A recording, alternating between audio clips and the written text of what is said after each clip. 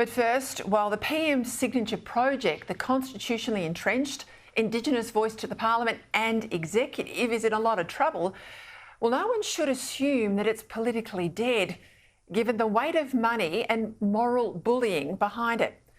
The polls might be headed the right way, but the ad onslaught has only just started, and turnout on the day will remain a key challenge, given the S camp has tens of thousands of unionists and public sector workers to be out and drum up support and man polling booths, which the no side just doesn't have.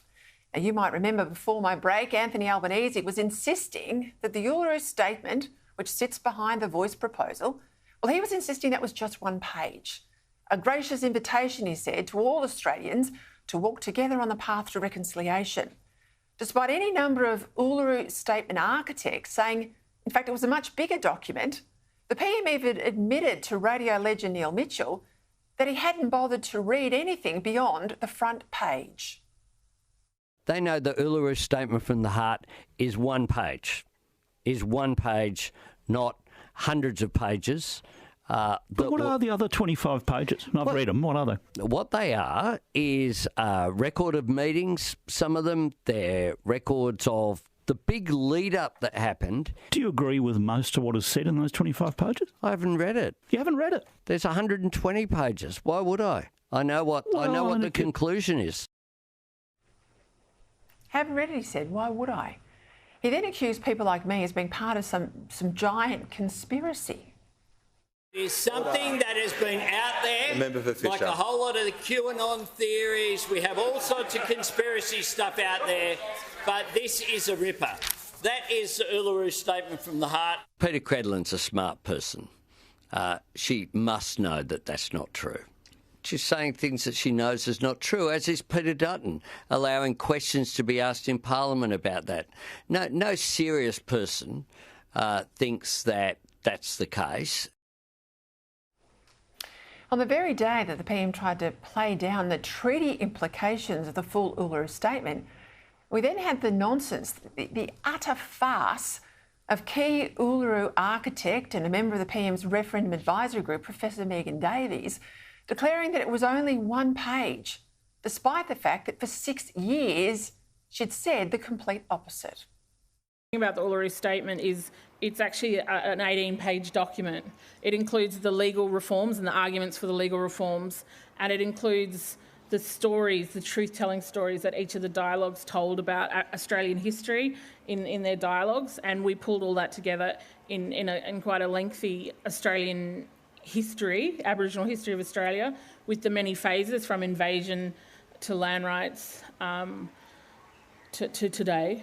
And so the Uluru Statement, that the painting, I think, was something that we decided at the meeting, but really the Uluru Statement is a very important 18-page document that I say as a constitutional lawyer is a very important constitutional document because it really sets out for all Australians the logic for this reform. That's her in her own words, saying that the Uluru Statement is a very important 18-page document, and I quote, where she says, as a constitutional lawyer, it's a very important constitutional document. Law professor Megan Davies.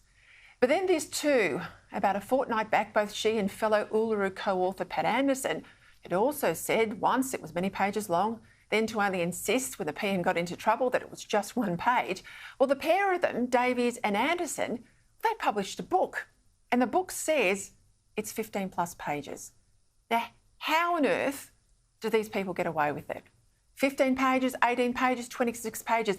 It doesn't matter what the precise number of pages is, because what matters, and the reason it's different is you can count the footnotes or the endnotes or the attachments. That's why the numbers are different. But what matters is what all those extra pages say, and the fact that the PM says his government is committed to implementing the Uluru Statement in full. So what does that really mean for Australia? Let's put this to bed once and for all. Here's footage of Megan Davies giving the Mabo oration at the University of New South Wales 2 years ago, talking about the Uluru Statement. At the core of Uluru is treaty. This is what Uluru called for. Makarrata is the culmination of our agenda. We seek a Makarrata Commission to supervise the process of agreement making between governments and First Nations and truth-telling about our history. And she went on. A political voice is needed first to do the hard work that is required to underpin treaty making. Right, and what's treaty all about? Well, it's about money. It was meant, she said, to give us control of the Indigenous advancement money that was taken away after the abolition, the rightly abolition of ATSIC. Here she is. Treaties that are not premised on the country's federal structure are not binding treaties. Furthermore, political change at the provincial level also makes state-based treaties and territory treaties vulnerable. These provincial agreements may be strong on the rhetoric of treaty, but without the overarching legislative power of the Commonwealth Parliament and its financial capacity, they will be nothing like the treaties envisaged by advocates since the 1970s.